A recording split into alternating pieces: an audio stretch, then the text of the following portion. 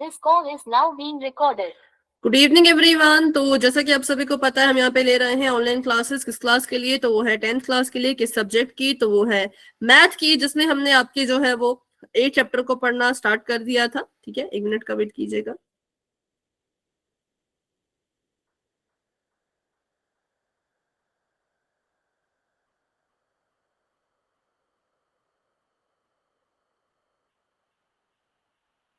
ठीक है, तो चलिए सबसे पहले तो इसको हम थोड़ा सा रिवीजन करते हैं। रिवाइज मतलब आपसे मैं क्वेश्चन पूछूंगी, आपने मुझे जवाब देना है। ठीक है, तो जैसे आप शब्द सुनते हो त्रिकोणमिति का, ठीक है, तो त्रिकोणमिति शब्द से आप जो है वो आपको क्या लगता है कि इसमें जो है वो हम किसकी बात कर रहे होंगे? कोणों की। मैम कौन ट्रायंगल इसमें आता है? क्या आता है, फिर से बोलो। मैम ट्रायंगल, जैसे समकोण ट्रायंगल होते हैं ना। हाँ बिल्कुल, ट्रायंगल इसमें आएगा, त्रिभुज आएगा। किस तरह का त्रिभुज? क्या सारे के सारे त्रिभुज त्रिकोणमिति में आते हैं?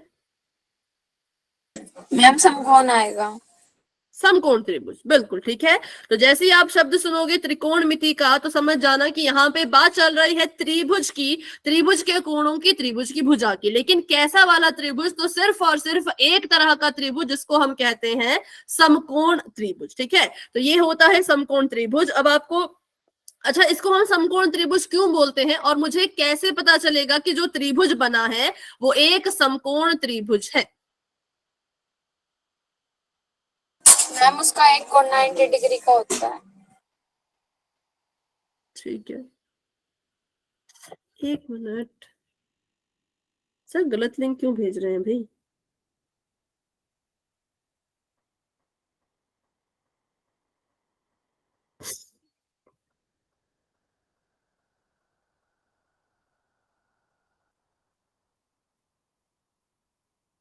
इसमें जो है वो एक कोण 90 डिग्री का होता है, ये हमें पता है। ठीक है, तो इसलिए हम इसको कहते हैं समकोण त्रिभुज। अब जब हमें समकोण त्रिभुज के बारे में हर एक चीज पता होनी चाहिए, तभी हम त्रिकोणमिति को अच्छे से सॉल्व कर पाएंगे, त्रिकोणमिति के क्वेश्चन अच्छे से सीख पाएंगे। ठीक है, तो सबसे पहले आपको पता होना चाहिए कि समकोण त्रिभुज की जो भुजाएं हैं उनके क्या क्या नाम है। जैसे कि अगर मैं आपसे पूछूं कि इस समकोण त्रिभुज में ए बी क्या है, बताओ जरा, क्या है ए बी? आधार। आधार है, बिल्कुल। ए बी को हम कहेंगे कि ए बी जो है वो आधार है किसका? इस समकोण त्रिभुज का। और आधार के बाद अगर मैं आपसे पूछूं कि ए सी क्या है? ए सी कर्ण। कर्ण है। ठीक है, ए सी क्या है? ए सी जो है वो कर्ण है। और अगर मैं आपसे पूछूं बी सी क्या है? लंब। लंब। ठीक है, बीसी क्या है? तो बीसी को हम कहते हैं कि ये जो है वो लंब है। तो बस ये 3 चीजें आपको पता होनी चाहिए समकोण त्रिभुज के बारे में कि ये 3 इसकी भुजाएं हैं। अब हमें पता है कि अगर किसी त्रिभुज की 3 में से कोई 2 भुजाएं दे रखी हैं, लेकिन तीसरी भुजा अगर नहीं दे रखी, तो उस भुजा को कैसे निकालते हैं? किसकी मदद से निकालते हैं? पाइथागोरस प्रमेय की। पाइथागोरस, बिल्कुल बिल्कुल, पाइथागोरस प्रमेय। ठीक है, क्योंकि ये आपके काम आएगा जब आप क्वेश्चन सॉल्व करोगे, इसलिए मैं आपको थोड़ा सा रिवाइज करवा रही हूँ। पाइथागोरस प्रमेय का हम इस्तेमाल करेंगे कब?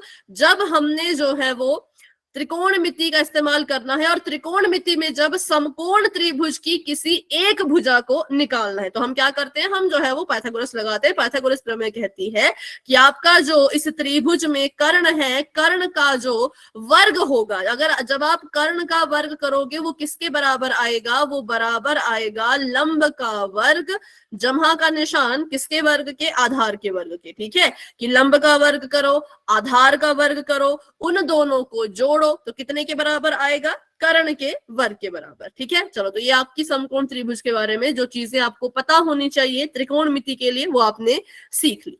यहां तक किसी को कोई doubt? Hello hello, good evening. यहां तक किसी को कोई डाउट है तो पूछो, नहीं है तो फटाफट से वाई लिख दो। डाउट नहीं है तो वाई लिख दो कि समकोण त्रिभुज की 3 भुजाएं और पाइथागोरस, बस इतना सा। इंग्लिश मीडियम की क्लास, ठीक है भाई, इंग्लिश मीडियम में भी इसको बोल देते हैं। ये है राइट एंगल ट्रायंगल। ठीक है, राइट एंगल ट्रायंगल की जो साइड्स होती हैं उनके नाम मैंने लिखे।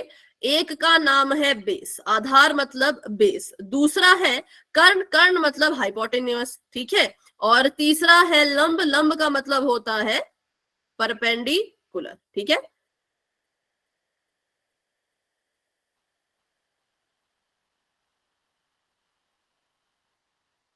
कुछ समझ नहीं आया? देखो इसमें कुछ समझने वाली बात ही नहीं है। मैंने अभी तक सिर्फ आपको समकोण त्रिभुज के बारे में, मतलब कि राइट एंगल ट्रायंगल के बारे में बताया, क्योंकि हम ट्रिग्नोमेट्री पढ़ रहे हैं, त्रिकोणमिति पढ़ रहे हैं, जिसके लिए हमें पता होना चाहिए राइट एंगल ट्रायंगल के बारे में। तो राइट एंगल ट्रायंगल के पास 3 साइड्स होती हैं, 3 भुजाएं होती हैं, जिसमें से जिस पर आपका एंगल बनता है उसको हम बेस कहते हैं। बेस मतलब कि उसको हम आधार कहते हैं, ठीक है। तो इसको मैंने लिख दिया बेस, लिख दिया आधार। उसके बाद जो सबसे लंबी साइड होती है, लॉन्गेस्ट साइड जिसको हम कहते हैं, उसे हम कहते हैं हाइपोटेन्यूस। हाइपोटेन्यूस का मतलब क्या होता है? कर्ण, ठीक है। मैं दोनों में लिख रही हूं, हिंदी में भी इंग्लिश में भी, हाइपोटेन्यूस जिसको हम कहते हैं कर्ण। और तीसरी जो साइड होती है उसको हम कहते हैं परपेंडिकुलर इंग्लिश में, और हिंदी में कहें तो उसको हम कहते हैं लंब। तो ये मैंने लिख दिया परपेंडिकुलर और ये मैंने लिख दिया यहाँ पर लंब। बताओ इतनी सी चीज क्लियर हुई? जिसने भी लिखा है कि कुछ समझ नहीं आए, यहाँ तक क्लियर हुआ? साइड्स के बारे में क्लियर हुआ? बताओ। श्री नारायण जी के नाम से जो है, बताओ क्लियर हुआ यहाँ तक? फटाफट से लिखो भी चैट में, ठीक है। उसके बाद हमने बात की पाइथागोरस के बारे में, है ना, क्योंकि पाइथागोरस प्रमेय भी हमारी काम आती है ट्रिग्नोमेट्री में, पाइथागोरस थ्योरम। तो उसमें हमने क्या लिखा? बिल्कुल सिंपल, कि पाइथागोरस कहती है जो आपका हाइपोटेन्यूस है उसका स्क्वायर करो, जो आपका परपेंडिकुलर है उसका भी स्क्वायर करो, और जो आधार, आधार मतलब कि जो बेस है उसका भी स्क्वायर करो। तो इनके बीच का रिलेशन होता है कि जब आप परपेंडिकुलर का स्क्वायर करोगे, बेस का स्क्वायर करोगे, दोनों को जोड़ोगे तो एक आंसर आएगा।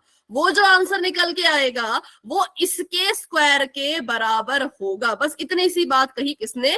पाइथागोरस थ्योरम ने, ठीक है। चलो तो आगे बढ़ते हैं। अब हम बात करते हैं कि अभी अभी हमने पढ़ा कि भाई जो आपके ये राइट एंगल ट्रायंगल होता है, समकोण त्रिभुज होता है, इसके पास 3 साइड्स होती हैं, 3 भुजाएं होती हैं, ठीक है। अब हमने क्या किया? उन भुजाओं का रेशो निकाला, उन भुजाओं का अनुपात निकाला। देखो ये जहां पे लिखा है लंब बटा कर्ण, मतलब कि परपेंडिकुलर अपॉन हाइपोटेन्यूस, ये हो गया हाइपोटेन्यूस अपॉन परपेंडिकुलर, ये हो गया बेस अपॉन हाइपोटेन्यूस, ये हो गया हाइपोटेन्यूस अपॉन बेस, ये हो गया परपेंडिकुलर अपॉन बेस, ये हो गया बेस बटा परपेंडिकुलर, ठीक है। ये हमने कुछ नहीं किया, जो हमने समकोण त्रिभुज लिया था, जो राइट एंगल ट्रायंगल लिया था, उसकी सारी की सारी जो साइड्स हैं उनका हमने रेशो निकाला। जैसे कि मान लो मैंने यहाँ पे लिखा 5, 2 बिंदु 4, ये जो 2 बिंदु होते हैं इनका मतलब होता है रेशो, अनुपात, ठीक है। तो इसका मतलब इसको मैं लिख सकती हूँ ऐसे 5/4 की फॉर्म में, 5/4 के रूप में। बताओ लिख सकते हैं कि नहीं लिख सकते? ये अनुपात होता है, रेशो होता है, इसको हम बटे में लिख सकते हैं। तो बस मैंने भी वही किया कि जो ट्रायंगल था, जो ये हमारे पास राइट एंगल ट्रायंगल था, इसकी जितनी भी साइड है, जितनी भी भुजाएं हैं, सबका मैंने रेशो निकाल दिया, सबका रेशो। तो टोटल कितने रेशो निकल के आए? टोटल 6 रेशो निकल के आए।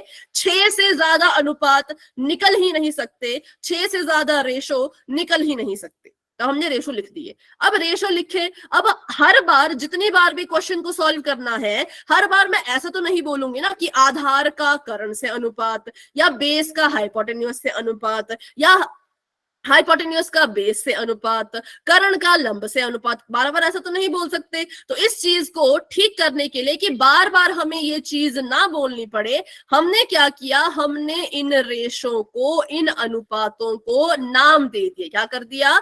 नाम दे दिए। तो वो नाम आप सभी को पता है, बताओ कौन कौन से नाम है वो? लंब बटा लंब बटे कर्ण, आधार बटे कर्ण, लंब बटे आधार, वो तो लिखा है भाई। Sine theta, secant theta, cos theta. बिल्कुल, वेरी गुड, वेरी गुड। वो नाम है sine, cos, tan, secant, cosecant, cotangent, ठीक है। ये वो नाम है। तो किसको दर्शाने के लिए, किसको रिप्रेजेंट करने के लिए नाम दिए?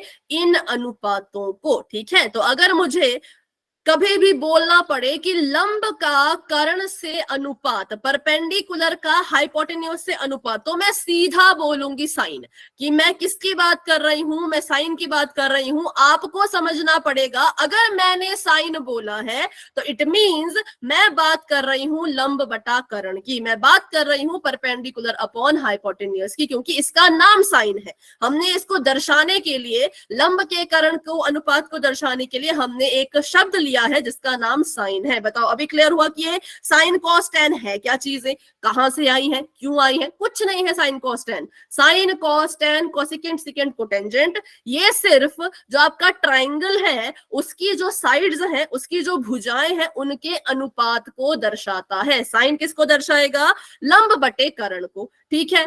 कॉस किसको दर्शाएगा? कॉस दर्शाएगा आधार बटा कर्ण को, या फिर बेस अपॉन हाइपोटेन्यूज को। तो अब मैं ऐसा नहीं बोलूंगी कि बच्चों आधार का कर्ण से अनुपात लिखो, मैं सीधा बोलूंगी कॉस लिखो, कॉस थीटा निकालो। तो ये आपको समझना पड़ेगा कि अगर मैंने कॉस बोला है तो कॉस किसको दिखा रहा है? इसको, आधार बटे कर्ण को, बेस अपॉन हाइपोटेन्यूज को। वैसे ही टेंजेंट किसको दिखाता है? टेंजेंट दिखाता है परपेंडिकुलर अपॉन बेस, लंब बटा आधार को, ठीक है। यहां तक बोलो, थोड़ा थोड़ा समझ आया अभी क्या है ये साइन कॉस टेन? नहीं तो कंफ्यूज ले है। बताओ साइन क्या है? आप बोल दोगे P अपॉन H, आप बोल दोगे लंब बटा कर्ण, लेकिन ये इसका सही उत्तर नहीं है। हम कहेंगे साइन लंब का कर्ण से जो अनुपात है उसको दर्शाता है। Sine is the ratio of perpendicular to the hypotenuse, ऐसे आप बोलोगे, ठीक है। ये इसकी पूरी परिभाषा है। वैसे अगर हम बात करें कि अगर लंब बटा कर्ण साइन है, साइन इसको दर्शा रहा है, तो कर्ण बटे लंब को कॉसिकेंट दर्शाता है। और यहीं से आप देख पा रहे होंगे कि साइन और कॉसिकेंट एक दूसरे के उल्टे हैं। दिख रहा है ना सभी को? यहाँ पे लंब बटा कर्ण है, कर्ण बटा लंब है, परपेंडिकुलर अपॉन हाइपोटेन्यूज था, हाइपोटेन्यूज अपॉन परपेंडिकुलर हो गया, तो मतलब ये दोनों एक दूसरे के उल्टे होंगे। ये चीज आपने पिछली क्लास में सीखी भी थी कि साइन कॉसिकेंट का और कॉसिकेंट साइन का उल्टा होता है, ठीक है। और अगर हमें कर्ण बटा आधार दर्शाना है तो बताओ, कॉस अगर इसको दर्शा रहा है तो कॉस का उल्टा कौन है? सेकेंट। ओके, कौन है? सेकेंड। तो इसको हम लिख देंगे यहां पर सेकेंड। आपने इसको ऐसे सी सैक लिखना, सैक लिख दो, पूरा सेकेंड लिखना, पूरा सेकेंड लिख दो, ठीक है भाई। जिसको भी काम है, अब काम तो नहीं रोक सकते हम, है ना। चलो, टेंजेंट का उल्टा क्या होता है? अगर टेंजेंट आपका लंब बटा आधार है तो आधार बटा लंब क्या होगा? कॉट। बिल्कुल सिंपल, कॉट। कॉट लिखना कॉट लिख लो, कोटेंजेंट लिखना कोटेंजेंट लिख लो। तो कहानी चल रही थी कि भाई एक समकोण त्रिभुज था, समकोण त्रिभुज की भुजाओं का अनुपात लिखा, समकोण राइट एंगल ट्रायंगल की साइड्स का रेशो लिखा, 6 रेशो निकले। कितने निकले? 6 रेशो निकले, 6 अनुपात निकले। अब बात आई कि इतने बड़े बड़े अनुपात हैं, इनको हम बार बार नहीं बोल सकते, बार बार कर्ण का आधार से अनुपात ऐसा नहीं बोल सकते, बार बार बेस का परपेंडिकुलर से रेशो ऐसा नहीं बोल सकते। तो हमने इनको नाम दे दिए, इनको नाम दे दिए कि साइन बोल रहे हैं तो मतलब लंब बटा कर्ण दर्शा रहे होंगे, परपेंडिकुलर अपॉन हाइपोटेन्यूज दर्शा रहे होंगे। ऐसे करते करते 6 रेशो थे, उनको 6 अलग अलग नाम दे दिए।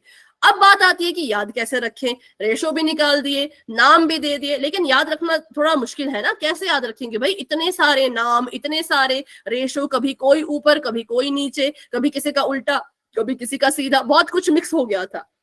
तो इस के लिए एक ट्रिक बनाई। इंग्लिश मीडियम वालों के लिए ये ट्रिक है, हिंदी मीडियम वालों ने ट्रिक सीखी होगी लाल बटे कक्का, है ना। अगर स्कूल की बात करूं तो बताओ, ये वाली सीखी थी कि यही सीखी थी हिंदी मीडियम वाले? No ma'am. यस मैम, यही सीखी थी मैम। पंडित हमने बद्री तो ये सीखी थी, लड़का आया आम लाया। अब ये कौन सी ट्रिक है भाई? कौन सा? फिर से बोलो। लड़का आया आम लाया, रजनी मैम ने बताई थी। लड़का तो ठीक है, लेकिन लड़का, फिर लड़का आया आम लाया, लड़का ये थोड़ी आया मैम लॉजिक है, हमारे ये में जो ये थी, ले आम ले कच्चे कच्चे आम। कैसे कैसे आया। चलो ठीक है, मैं आपको अपनी वाली बता देती हूँ, ठीक है, क्योंकि ये आपकी वाली मुझे थोड़ी टफ लग रही है बनाने में। ये वाली देख लेते हैं। हाँ देखो, अगर आपको अपनी वाली ट्रिक याद है वो याद रखो, लेकिन अगर आपको ये वाली आसान लगेगी तो ये रख लेना, ठीक है। इंग्लिश मीडियम वालों के लिए जो ट्रिक है वो ये है, पंडित बद्री प्रसाद हर हर बोले सोना चांदी तोले, ठीक है। ये है इंग्लिश मीडियम वालों के लिए, क्योंकि इंग्लिश में हम पी, बी और एच का इस्तेमाल करते हैं। पंडित का मतलब हो गया परपेंडिकुलर, ठीक है। बी, बद्री का मतलब हो गया बेस, प्रसाद का मतलब हो गया पी। पंडित बद्री प्रसाद हर हर बोले सोना चांदी तोले, तो पहले आपने इनको लिख दिया, ठीक है। पहले आपने पंडित बद्री प्रसाद हर हर बोले लिख दिया, उसके ठीक नीचे पी और एच के नीचे साइन लिखो, फिर कॉस लिखो, फिर tan लिखो, ठीक है। तो यहां से आपकी ट्रिक बन गई कि जब आप P बटा H लिखोगे, मतलब परपेंडिकुलर अपॉन हाइपोटेन्यूस लिखोगे, तो वो साइन के बराबर होगा। जब आप B अपॉन H लिखोगे, मतलब बेस अपॉन हाइपोटेन्यूस लिखोगे, तो वो कॉस के बराबर होगा। जब आप P बटा B लिखोगे, परपेंडिकुलर अपॉन बेस लिखोगे, तो वो टेंजेंट के बराबर होगा, ठीक है। इंग्लिश मीडियम में जिसने ये ट्रिक कॉपी पे नोट कर ली, वो वाई लिख दो, चैट बॉक्स में वाई लिख दो, क्योंकि ये ट्रिक बहुत जरूरी है। अगर आपने अच्छे से इनके रेशो याद नहीं किए तो आपको आगे चल के क्वेश्चन सॉल्व करने में दिक्कत आएगी, क्योंकि रेशो याद होने चाहिए, ठीक है। ये रेशो बहुत इंपॉर्टेंट है, बहुत जरूरी है, ये आपको याद करने पड़ेंगे, तभी ट्रिग्नोमेट्री थोड़ी सी इजी होगी, ठीक है। चलिए, और फिर इसके आगे की अगर बात करें तो साइन का जो उल्टा होता है वो कॉसिकेंट होता है। एक बार आप साइन कॉस टेंजेंट फॉर्मूला याद हो गया, इनका रेशो याद हो गया, तो कॉसिकेंट को आप लिखेंगे h बटा p, क्योंकि साइन अगर p बटा h है तो कॉसिकेंट h बटा p होगा। कॉस का उल्टा होता है सिकेंट, तो कॉस अगर b बटा h है तो सिकेंट h बटा b H होगा। बटे B। टेंजेंट का, हाँ, टेंजेंट का उल्टा होता है कोटेंजेंट, तो tan अगर p बटा b है तो कोटेंजेंट b बटा p होगा। ये रही बात इंग्लिश मीडियम की। अब बात कर लेते हैं हिंदी मीडियम वालों के लिए। तो आपने जो भी ट्रिक सीखी है, अगर आपको वो आसान लगती है उससे कर लो, लेकिन अगर आपको ये वाली मेरी वाली ट्रिक आसान लगे तो वैसे भी कर सकते हो। वो है लाल बटे कक्का, तो उसको लिखते हैं हम ऐसे, ल आ ल, मतलब लाल ऐसे मत लिखना, आ की मात्रा को अलग करो, ठीक है। आ की मात्रा को अलग से लिखो, ल आ ल, लाल, बटे का निशान लगा दो, क आ, ठीक है, क आ। तो इस तरह से आपके भी फॉर्मूले बन गए, आपका भी अनुपात बन गया। ये हो गया साइन के लिए, है ना, ये हो गया कॉस के लिए, ये हो गया टेंजेंट के लिए। बस आपको ये याद रखना है कि नंबर 1 पे साइन, नंबर 2 पे कॉस, नंबर 3 पे टेंजेंट। तो ये आ गया ल बटा क, मतलब कि लंब बटा करण, किसका फॉर्मूला, साइन का। आ बटा क मतलब आधार बटा करण, किसका फॉर्मूला, कॉस का। फिर आ गया लंब बटा आधार, किसका फॉर्मूला, टेंजेंट का, ठीक है। तो बस इसका फिर अगर आप भी उल्टा कर दो, जैसे मैंने यहाँ पे उल्टा किया, तो आपका भी जो है वो किसका किसका आ जाएगा, कॉसिकेंट, सिकेंट और कोटेंजेंट, ठीक है। ये आपको मिल जाएगा। साइन अगर लंब बटा करण है तो कॉसिकेंट करण बटा लंब होगा। कॉस अगर आधार बटा करण है तो सिकेंट करण बटा आधार होगा। टेंजेंट अगर लंब बटा आधार है तो कोटेंजेंट आधार बटा लंब होगा। बस इतनी सी बात आपने याद रखनी है। तो ये दोनों ट्रिक हो गई, इंग्लिश मीडियम के लिए भी, हिंदी मीडियम के लिए भी, सभी अपनी अपनी ट्रिक नोट कर लो। हाँ, अगर आपको अपना वाला, जैसे आप कह रहे थे वो लड़का आम लाया वाली ट्रिक, अगर आपको वो अच्छे से याद है, अच्छे से आप उसको बना सकते हो तो उसको लिख लो। लेकिन अगर आपको ये लिखना है तो ये भी लिख सकते हो, ल आ ल बटे कक्का, क आ, ठीक है। चलिए, अब अगर हिंदी मीडियम वालों ने भी ट्रिक नोट कर ली है तो आप भी वाई टाइप कर सकते हो, ताकि हम आगे बढ़े और इसी पर आधारित कुछ क्वेश्चन करें। मैम रुको। चलिए, तो बढ़ते हैं आगे। अच्छा, कर रहे हो, कर लो आराम से। इंग्लिश मीडियम वाले ये लिख लेना, पंडित बद्री प्रसाद हर हर बोले सोना चांदी तोले, और हिंदी मीडियम वाले ये भी लिख सकते हो, और जो आपको आपके स्कूल में करवाई है वो भी लिख सकते हो, ठीक है। साइन के नीचे ये आप हिंदी मीडियम वाले भी लिखेंगे, साइन के नीचे कॉसिकेंट लिखो, और कॉसिकेंट का लिखो करण बटा लंब, सिकेंट का लिखो करण बटा आधार, और कोटेंजेंट का लिखो आधार बटे लंब। ये चीजें आपने पहले भी पढ़ी है, लेकिन हम इनका फटाफट से कर रहे हैं रिवीजन, क्योंकि ये जरूरी है।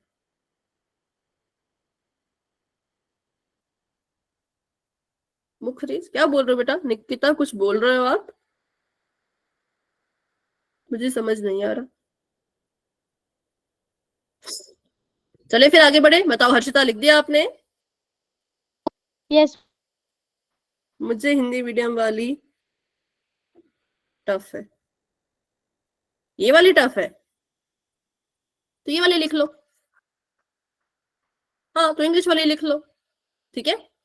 लेकिन याद रखना कि P क्या है, H क्या है, B क्या है। P मतलब परपेंडिकुलर, परपेंडिकुलर मतलब लंब, B मतलब बेस, बेस मतलब आधार, H मतलब हाइपोटेन्यूअस, हाइपोटेन्यूअस मतलब कर्ण। ये याद रखना, ठीक है। चलिए तो अभी बढ़ते हैं आगे और करते हैं कुछ क्वेश्चन। तो चलिए पहला क्वेश्चन अब सभी के सामने ये रहा। इससे पहले एक और चीज सीख लेते हैं जो मैं डायरेक्ट आपसे सवाल के रूप में पूछूंगी, मैं अभी कुछ नहीं बताऊंगी। मैंने यहाँ पर एक समकोण त्रिभुज बनाया, ठीक है, और इस मतलब राइट एंगल ट्राइंगल मैंने यहाँ पे बनाया और मैंने इसको नाम दे दिया PQR, और इस पर जो राइट एंगल बन रहा है वो बन रहा है यहाँ पर, ठीक है, राइट एंगल बन रहा है यहाँ पर। अगर मैं आपसे पूछूं, मुझे बताओ जो कोण P है, मतलब जो एंगल P है, उसके लिए बेस कौन है, आधार कौन है कोण P के लिए? PQ। पक्का? Yes ma'am. कैसे मतलब, कैसे आपको पता चला कि PQ बेस है? Ma'am QR। मैम P के सामने क्यों जैसे। आपको लगता है कि QR है? मैम जो P के सामने होता है वो लंब होता P है। के सामने। हाँ, लेकिन हम तो आधार की बात कर रहे हैं बेटा, लंब की बात नहीं कर रहे। अच्छा, आप कह रहे हो कि लंब ये है तो आधार ये होगा, ऐसे बोल रहे हो मतलब? यस हाँ, मैम। वो भी ठीक है। और आखिरी क्या था? आधार हो गया, कर्ण हो गया, लंब मतलब परपेंडिकुलर, ठीक है, वेरी गुड। QR। ये आपने बिल्कुल सही बताया। मुझे लगा कि आप यहाँ पे कंफ्यूज हो जाओगे, लेकिन नहीं, बिल्कुल सही आपने इसका आंसर दिया, ठीक है। परपेंडिकुलर का मतलब होता है लंब। तो बिल्कुल सिंपल सी ट्रिक है। अगर जिस कोण के लिए आपको पूछा है बच्चों, पहले तो देखो वो कोण कहाँ बन रहा है, ठीक है। जिस कोण के लिए पूछ रहे हैं, जैसे कि कोण P के लिए पूछा, तो P कोण यहां बन रहा था इधर। हमने बताना है कोण P के लिए आधार कौन है और लंब कौन है और कर्ण कौन है। नंबर 1, कर्ण कभी नहीं बदलता। कर्ण वो होता है जो सबसे लंबी रेखा, सबसे लार्जेस्ट साइड हो, उसको हम हाइपोटेन्यूअस कहते हैं, कर्ण कहते हैं। तो यहाँ पे जो कर्ण है वो PR है, इसका मैंने पता लगा लिया, ठीक है। लेकिन जो आधार और लंब होते हैं, जो बेस और परपेंडिकुलर होता है, हाँ बेटा पढ़ाए तभी तो मैं आपको इसका रिवीजन करा रही हूँ ना। तभी तो मैं इसको मैं शुरू से नहीं करा रही, फटाफट से रिवाइज करा रही हूँ, है ना। चलो, तो एंगल के हिसाब से बेस और परपेंडिकुलर चेंज होते हैं। अगर हम कोण P की बात कर रहे हैं तो कोण P की नजर से देखो, कोण P के सामने वाली जो भुजा है, बिल्कुल सामने वाली जो भुजा है, जैसा कि आपने बताया, उसको हम लंब कहते हैं, मतलब कि QR, ठीक है। तो QR हो गया लंब, यानी कि परपेंडिकुलर। और कौन बचा? देखो, कर्ण तो वैसे का वैसा है, कर्ण को तो बदल नहीं सकते, ये हमारा हाइपोटेन्यूअस है, ये बन गया हमारा परपेंडिकुलर, मतलब कि P। बचा कौन? तो बचा हमारे पास PQ, इसलिए हम कहेंगे कि ये बेस है। क्या है? ये बेस है, मतलब कि आधार है, ठीक है। और ये है आपका कर्ण और ये रहा आपका लंब, करेक्ट है। चलो अभी इसी सवाल को बदल दूं, मैं बोलूं कोण R के लिए बताओ। QR। पूरा बोलो, क्या है QR? आधार। आधार। QR आधार है मैम। ठीक, PQ हो कोण गया लंब। R के लिए, ठीक है। आधार क्या बताया आपने R के लिए? आधार आपने बोला QR, वेरी गुड। और लंब कितना? लंब मतलब perpendicular, PQ। QP। PQ। PQ QP कुछ भी कह लो। और हाइपोटेन्यूअस मतलब कर्ण, PR। PR। हाँ, कर्ण चेंज नहीं होता, कर्ण सभी के लिए सेम रहता है, PR, ठीक है। चलो वेरी गुड, बहुत अच्छे। तो बस इसी सारी चीजों का जो आपको रेशो बताया उसका इस्तेमाल करते हुए, और जो आपको अभी ये चीज तो आपको पहले से पता थी कि कब कौन कर्ण है, कब कौन आधार है, कब कौन लंब है, वो आपको पहले से क्लियर था। इन सभी का इस्तेमाल करते हुए ये वाला क्वेश्चन आपने मुझे करके बताना है और अपनी नोटबुक भी चेक करवानी है, ठीक है। आपको कह रहे हैं कि ये त्रिभुज आपको दे रखा है, ट्राइंगल आपको दे रखा है, राइट एंगल ट्राइंगल, जिसमें जो PQ है वो 3 सेंटीमीटर है और जो QR है वो 4 सेंटीमीटर है, 4 सेंटीमीटर है। आपने फटाफट से मुझे वैल्यू निकाल के बतानी है। एक तो टेंजेंट R की, ध्यान रखना टेंजेंट निकालने के लिए R को देखना है और कॉट निकालने के लिए P को देखना है। बिल्कुल फटाफट से अपना आंसर करो। पहले तो इनका फॉर्मूला लिख लो, ट्रिक आपको बता दी है, इंग्लिश मीडियम को भी हिंदी मीडियम को भी ट्रिक का इस्तेमाल करके पहले यहाँ पे लिख दो इनके अनुपात, और उसके बाद R की नजर से देखो tan निकालने के लिए और P को देखो कॉट निकालने के लिए। ठीक है, और अगर कोई अपनी नोटबुक दिखाना चाहते तो बिल्कुल अपनी नोटबुक भी दिखा सकते हो।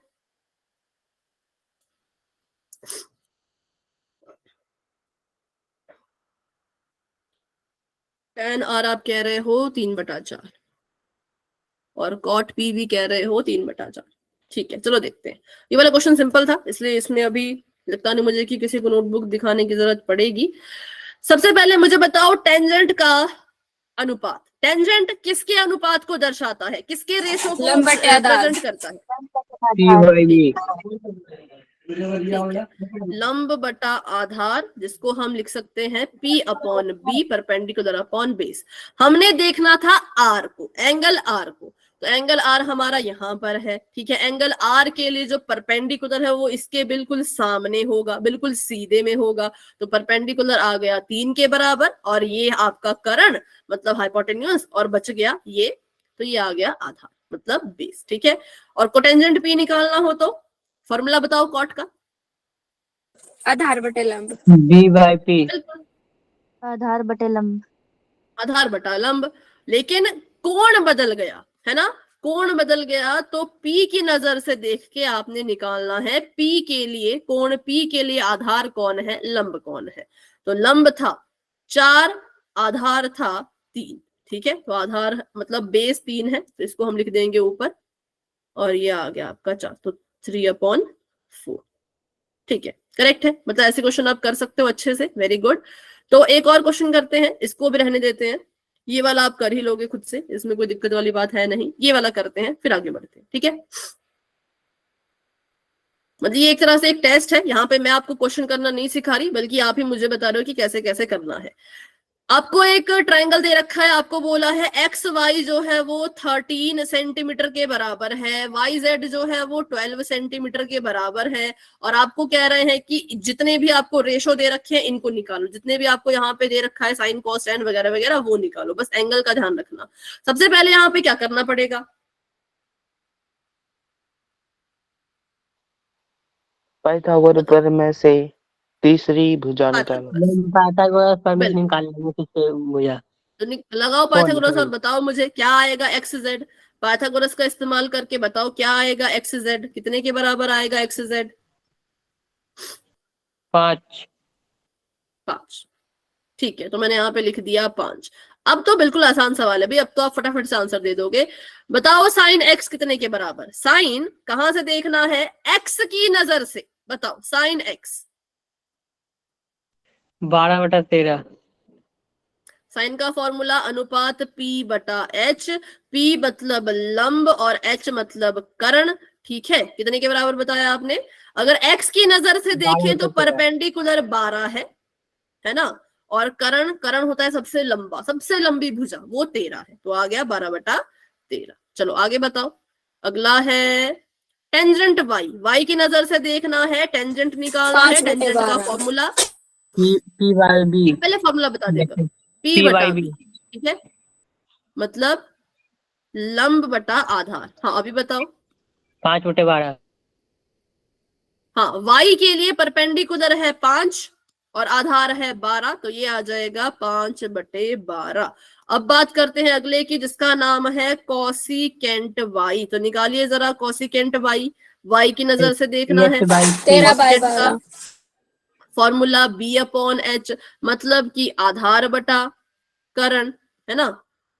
नहीं नहीं नहीं, कॉसिकेंट का उल्टा लिखा फॉर्मूला मैम मैंने। कर्ण बटे बताओ लंब। cosecant का formula। कर्ण बटे लंब। H/P मतलब कर्ण बटा, क्योंकि कॉसिकेंट होता है साइन का उल्टा। ठीक है, तो कोण वाई के लिए 13/5 जो कर्ण है वो 13 ही रहेगा और कोण वाई के लिए जो लंब है वो 5 है, तो 13/5।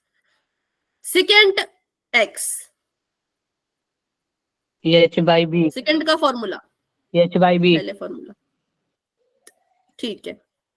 करण बटे आधार। कर्ण बटा आधार। एक्स की नजर से देखो और बताओ। 13/5, एक्स के लिए करण 13, हाँ बिल्कुल करेक्ट है, 13/5। 13 अच्छा अब देखते हैं कॉट वाई, b/p, नहीं, मतलब हाँ b/p। अच्छा रुको अभी देखो, 12/5, हाँ अगर आपको ये आकृति नहीं दी होती तो फिर आप किसकी मदद से कॉट वाई निकालते, बताओ। क्या यहाँ पे कॉट वाई का उल्टा आपको दिख रहा है? कॉट वाई, कॉट का उल्टा क्या होता है? टेंजेंट टेंजेंट, बिल्कुल। तो अगर आपको यहाँ पर आकृति नहीं दी होती, आपको बोला होता कि टेंजेंट वाई 5/12 है, तो आप समझ जाते कि कॉट वाई कितना होगा, 12/5। इसका उल्टा 12/5। तो ये चीजें आपने याद रखनी है, छोटी छोटी छोटी, ठीक है। वैसे अगर मैं आपको बोलूं कि आकृति मत देखो, आकृति मत देखो, बिना आकृति के क्या बता सकते हो कि कॉस एक्स कितने के बराबर होगा? कॉस का उल्टा कौन होता है? कॉस का उल्टा सेकंड मैम 5/13। सेकेंड। सेकेंड अगर 13/5 है तो कॉस कितना होगा? 5/13। 5/13। 5/13।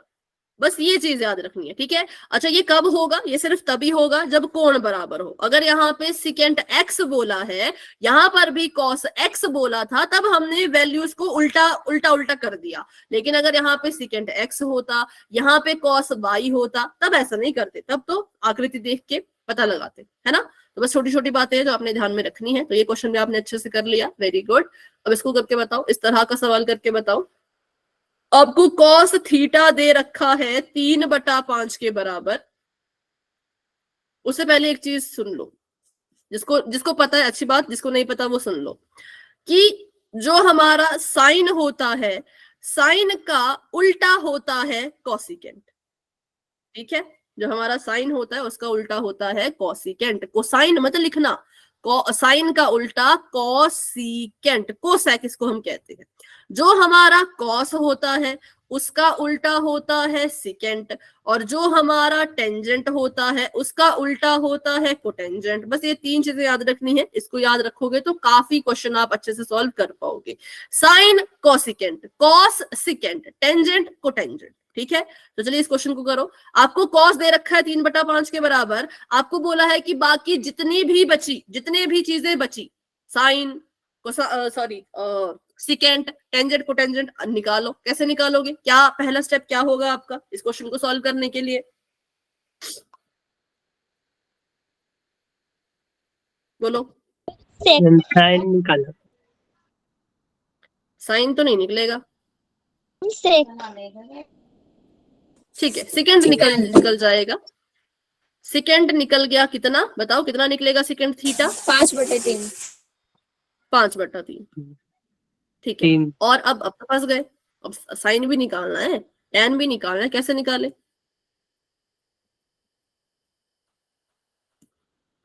मैम पाइथागोरस प्रमेय से। बिल्कुल पाइथागोरस प्रमेय से, ठीक है। हम यहाँ पर पाइथागोरस प्रमेय कैसे लगाए? हमें तो कुछ दिया ही नहीं है, या फिर हमें कुछ दिया है? मैम कोस का फॉर्मूला लगा के, तो कोस का अनुपात है। बिल्कुल बिल्कुल, वेरी गुड। कॉस का अनुपात लिख के, कॉस का अनुपात होता है बेस अपॉन हाइपोटेन्यूस, है ना, मतलब आधार बटा करण, क्योंकि होता है ना ल आ ल बटे क का, तो सेकंड नंबर पे ऊपर आधार नीचे करण। तो अब हमको यहाँ से 2 चीजों की वैल्यू पता लग गई, आधार की वैल्यू पता है, करण की वैल्यू पता है। आप लंब निकालो, ठीक है। तो इसका मैं बिल्कुल शॉर्टकट में फॉर्मूला लिख रही हूँ, h² बराबर p² जमा b²।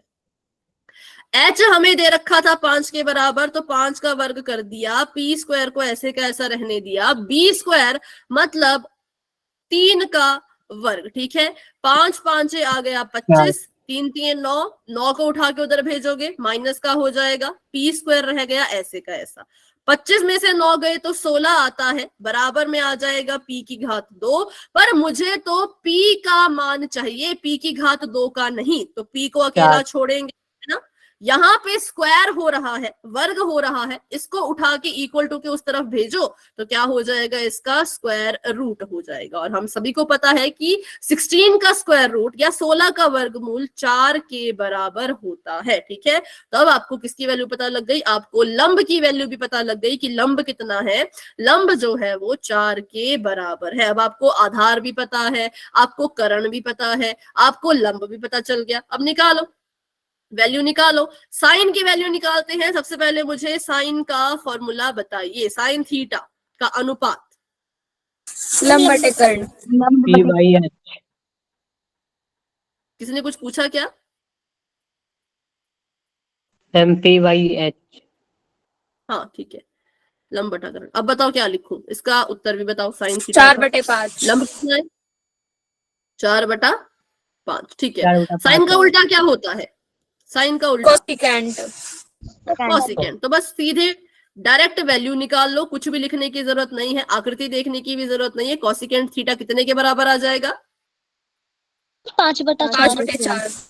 5/4। सिंपल। अब बात करते हैं अगली। अगली है हमारे पास टेंजेंट थीटा। टेंजेंट थीटा का फॉर्मूला अनुपात क्या होता है? लंब बटे आधार। लंब बटा आधार, P बटा B, लंब बटा आधार। बताओ फिर क्या आएगा इसका उत्तर? 4/3। 4/3। और 3/4। इसका उल्टा क्या होता है? टेंजेंट का उल्टा कोट थीटा। Cot, B/C। वो आ जाएगा 3/4। ठीक है, तो बस हो गया। तो आपको ये चीजें बस याद रखनी है कि कॉस का उल्टा सिकेंट, सिकेंट का उल्टा कॉस, साइन का उल्टा कॉसिकेंट, कॉसिकेंट का उल्टा साइन, टैन का उल्टा कॉट, कॉट का उल्टा टैन। ये चीजें आपने पिछले क्लास में भी सीखी है, लेकिन अभी मैंने आपको फिर से रिवाइज करा दी कि कहीं पे कोई भी छोटा मोटा डाउट है तो वो क्लियर हो जाए। बताओ यहां तक समझ आया सभी को, जो जो भी हमने पढ़ा? Yes ma'am. ठीक है, तो इसको करते हैं बाद में। मुझे एक बात बताओ कि जो टेंजेंट थीटा होता है ना, उसको हम साइन और कॉस के रूप में लिखना चाहें तो कैसे लिखेंगे?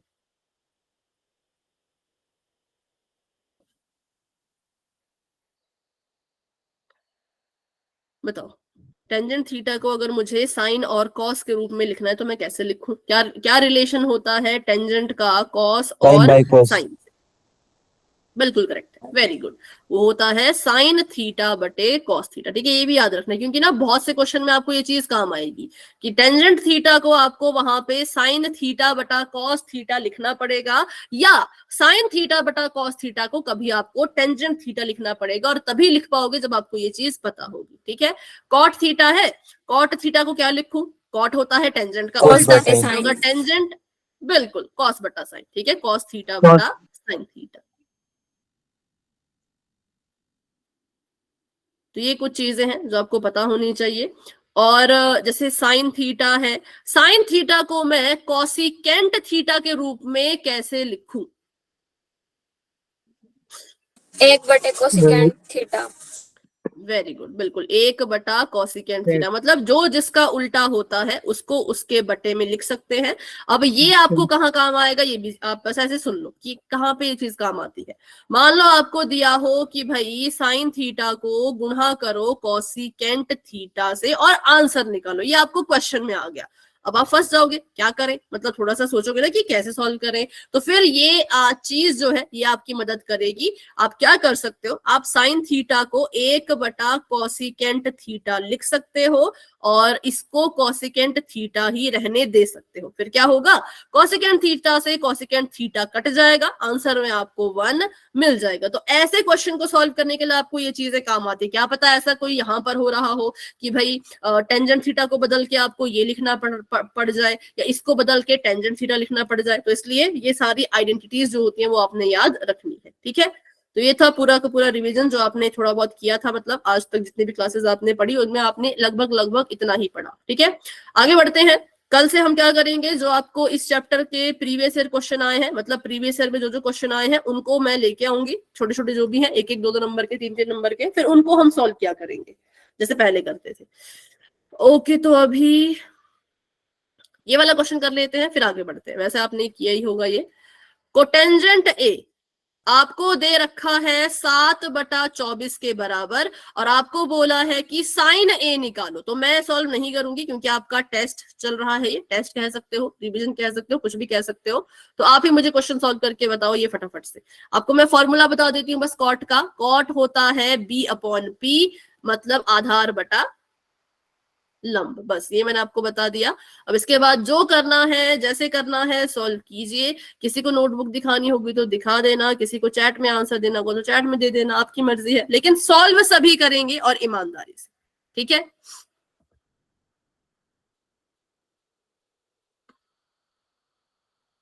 चलिए फटाफट से सॉल्व कीजिए सभी।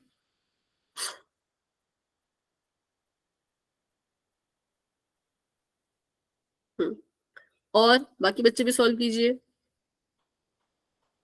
वैसे जैसे आपने पीछे वाले क्वेश्चन किया था, सबसे पहले वो लगाएंगे हम इसमें पाइथागोरस, और उसके बाद साइन निकाल लेंगे।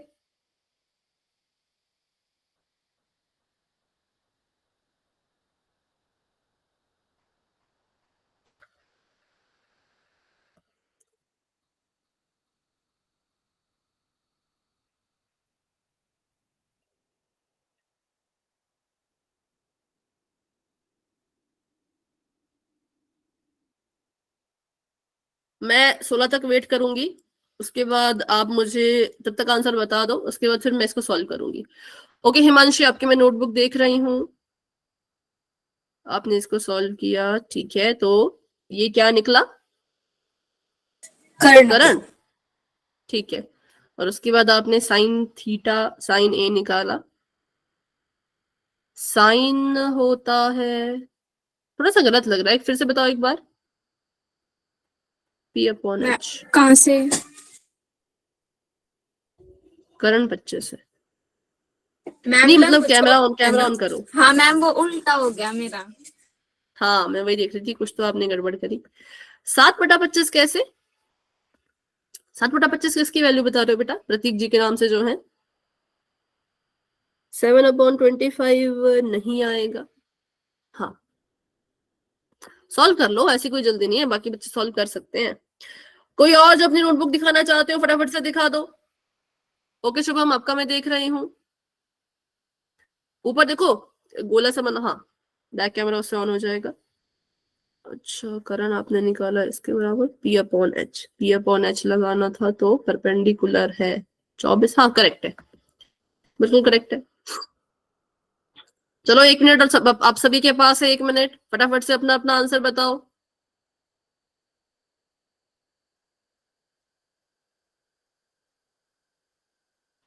सॉल्व करके बताना है, ठीक है, ऐसे ही मत बताना हवा में।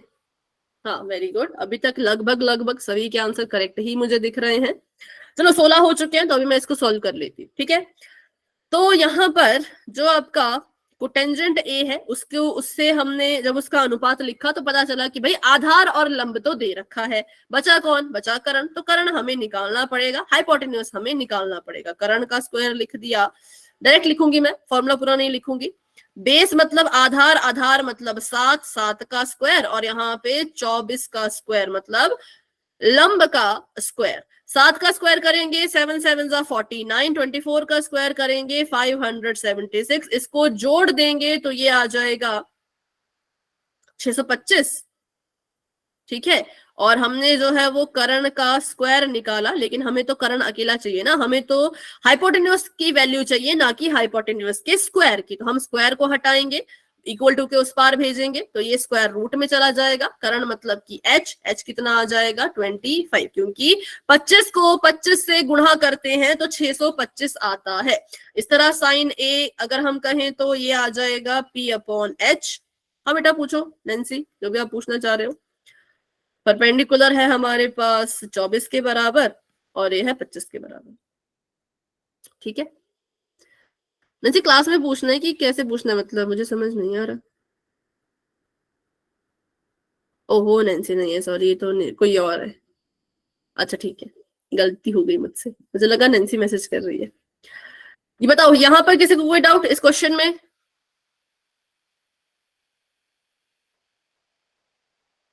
कोई डाउट नहीं है, सभी को समझ आ गया ये क्वेश्चन? पहले भी आपने किए थे पिछली क्लास में, आज भी थोड़ा सा हमने कर लिया इसको, ठीक है।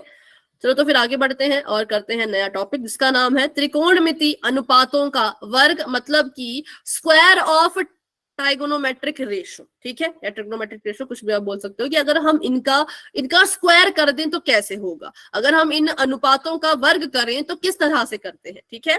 तो ये रहा इन सभी का स्क्वायर। जैसे कि अगर आपको बोला जाएगा कि साइन ए का स्क्वायर कीजिए, ऐसे लिखा जाएगा, तो इसका मतलब भी ये होता है कि आपने इसका वर्ग करना है, स्क्वायर करना है। अगर ऐसे लिखा होगा साइन स्क्वायर ए, तो इसका मतलब भी यही होता है कि आपने इनका वर्ग करना है, ठीक है। आप साइन ए का स्क्वायर लिखो, ऊपर साइन ए का वर्ग लिखो तो भी एक बात है, आप साइन स्क्वायर ए लिखो, साइन वर्ग ए लिखो तो भी सेम चीज है। अब करते कैसे हैं? तो करना हमेशा ऐसे होता है कि जो इनकी वैल्यू है, जैसे कि ये P है, ये H है, इन दोनों का ही वर्ग होगा, ठीक है। क्या होगा? इन दोनों का ही वर्ग होगा। जैसे मान लो मेरे पास साइन ए की जो वैल्यू है, साइन ए का जो मान है वो है 4/5। अब मैं बोलूं कि आप इसका वर्ग कर दो, मतलब आप मुझे साइन स्क्वायर ए का मान निकाल के बता दो, तो आपका आंसर क्या होगा? 16/25। बिल्कुल 16/25, क्योंकि आपने इसका भी वर्ग करना है, पूरे का वर्ग करना है, तो आपको आंसर मिल जाएगा sine square A is equal to 4 चौके 16, 5 5 25। तो ये आ गया इसका वर्ग करने पर, ठीक है। ध्यान रखना, कभी कभी क्या होता है, आपको एमसीक्यू में आ सकता है, 1 नंबर के क्वेश्चन में आ सकता है कि क्या साइन स्क्वायर ए बराबर है 2 साइन ए के? तो बताओ क्या ये बराबर है? Yes ma'am. बराबर है?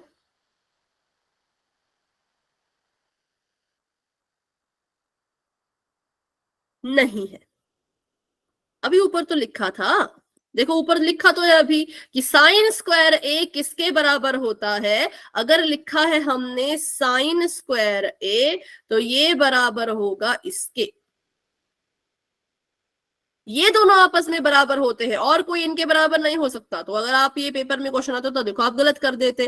तो ध्यान रखना कि साइन ए का पूरा स्क्वायर हो रहा हो, ब्रैकेट के अंदर लिख के पूरा स्क्वायर हो रहा हो, या बीच में वर्ग हो साइन और ए के, तो ये आपस में बराबर होते हैं, लेकिन ये बराबर नहीं होते। क्लियर हुआ? कब बराबर बोलना है, कब नहीं बोलना है, ठीक है। चलो तो बाकी सभी ऐसे ही था। अगर आपको इनके फॉर्मूले याद हैं तो आप इस क्वेश्चन को भी सॉल्व कर लोगे। चलो ये बताओ, अगर साइन ए बराबर है 3/5 के, तो साइन स्क्वायर ए कितने के बराबर होगा? 9/25। 9/25। बिल्कुल, 9 वर्ग बटे कर दो 3 का भी 5 का भी, है ना। चलो अब देखते हैं यहाँ पर, इसमें आइडेंटिटी मिसिंग लग रही है। ए बी सी एक त्रिभुज है, समकोण त्रिभुज है, राइट एंगल ट्रायंगल है, जिसमें जो ए सी है वो 29 है, ए बी जो है वो 21 है। आपने निकालना है इसको कि अगर साइन स्क्वायर थीटा को आप क्या कर दो, ऐड कर दो किसमें, कॉस स्क्वायर थीटा में, तो क्या आंसर आएगा? ये भी आपको पहले करवाया था क्या सर ने? बताओ, जो स्वराज सर के बच्चे हैं, ये वाले क्वेश्चन भी आप कर चुके हो पहले? यस और नो?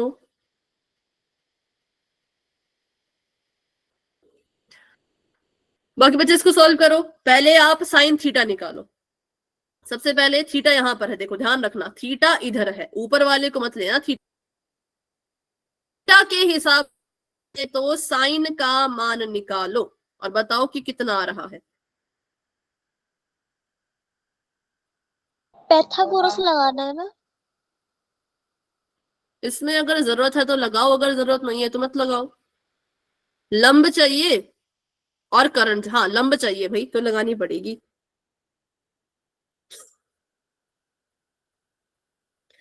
लंब का मतलब हो जाएगा कर्ण में से माइनस करना है इसको, 29 का वर्ग 21 का वर्ग।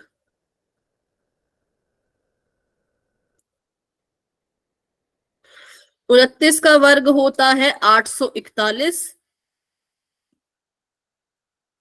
और 21 का वर्ग होता है 441।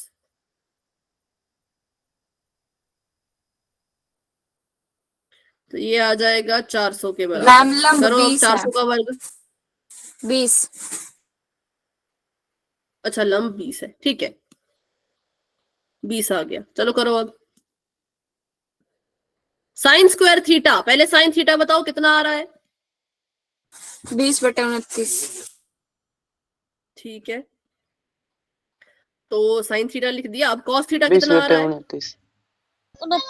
Cos theta 21/29।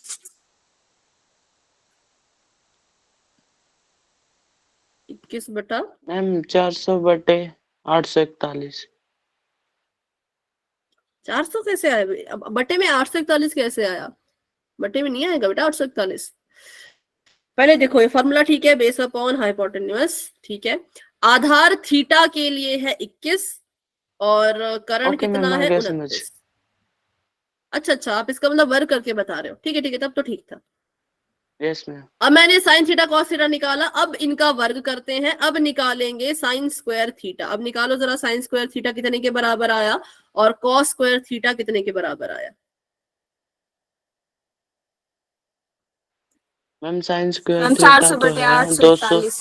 400 बटे में 841 कॉस स्क्वायर थीटा और 400 441 बटे 441 841। बटे 841। ठीक है, अब इनको जमा करना है।